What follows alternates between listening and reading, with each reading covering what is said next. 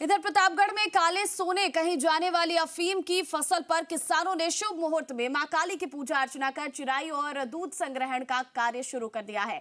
खेतों में झोपड़ियां बन चुकी हैं, रात दिन रखवाली हो रही है और हर सुबह डोडो से टपकता दूध किसानों की उम्मीदों को नया आकार दे रहा है। आप इस पर हमारी ये खास रिपोर्ट देखिए।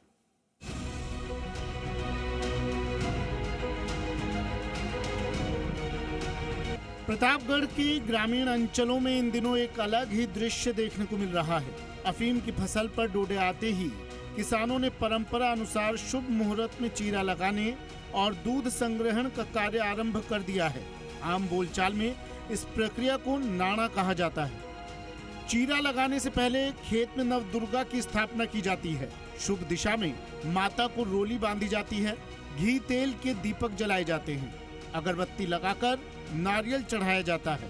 5 पौधों पर रोली बांधकर डोडो पर पहला चीरा लगाया जाता है। अंत में गुड़, धनिया और नारियल का प्रसाद बांटा जाता है। इसके बाद कार्य की विधिवत शुरुआत की जाती है।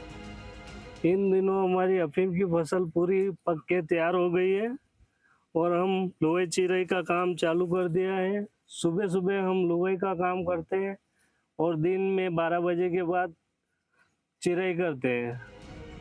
इस फसल की सुरक्षा के लिए किसानों ने खेतों पर ही अस्थायी झोपड़ियां बना ली हैं। दिन में चिराई और दूध संग्रहण, वहीं रात में चौकसी।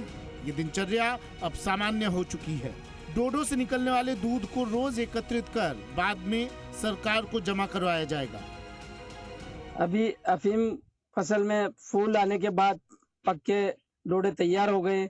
अब चीरा लगाने का काम शुरू हो गया है। उसके बाद में चीरा लगाने के बाद में अफीम संग्रहण का कार्य शुरू हो जाएगा। 2025-26 के लिए 9,641 किसानों को लाइसेंस जारी।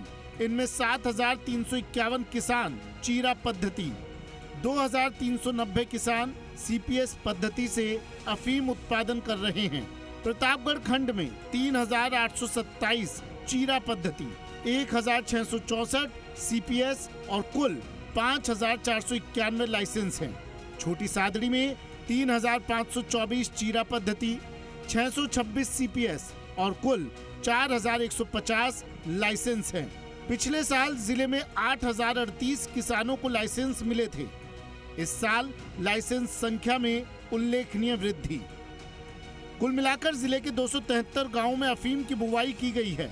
अफीम की ये फसल किसानों के लिए केवल आर्थिक संबल ही नहीं बल्कि परंपरा, आस्था और अनुशासन का प्रतीक भी है।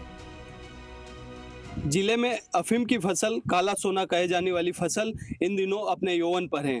खेतों में खड़ी फसल में लुआई व चिराई का दौर शुरू हो चुका है। अब किसानों को आस है कि मौसम अनुकूल रहे और उनकी औसत फसल पूरी हो जाए। जी मीडिया के लिए प्रतापगढ़ से हितेश उपाध्याय।